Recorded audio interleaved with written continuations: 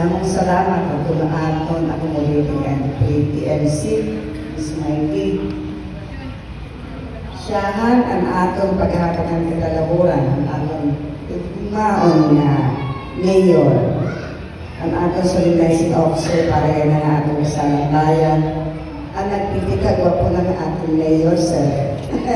Sir Dexter Uy, ang atong super active na permanente nato nga.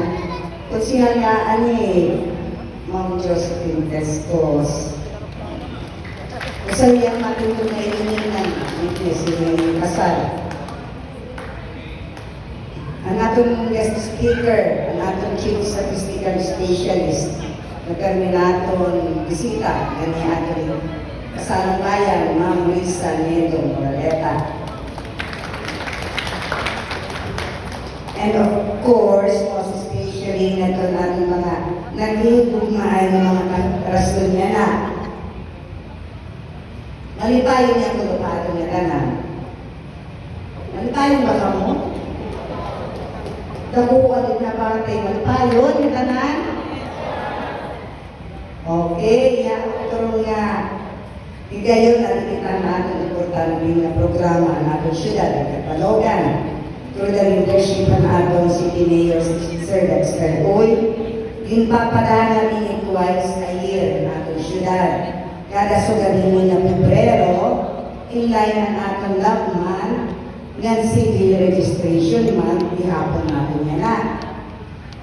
Ngan ang usa, kada bulan ng Agosto, in line naman inihan manlong activity natin syudad, in honor ng atong nilayoy na Senyor San Bartolome.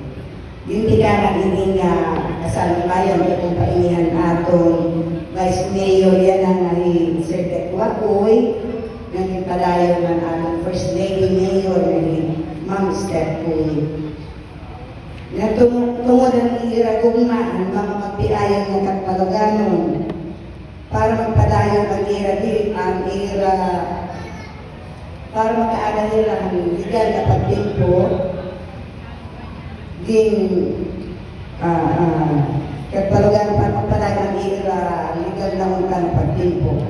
Ang kabaturan, regular ini nga nag-level up. Ang hato na katugan may mapasunga na venue. Naging natin kami at pagpilingan comfort and convenience ng ating mga bulupyo nga magpiayon na hinatuan rin kami na tandayaan ay yan na first time namon din niya Samar Convention Center. So bangin damang atin niya naman karasyon niya first time na nangyari sugat ang ako first time ko yan nangyari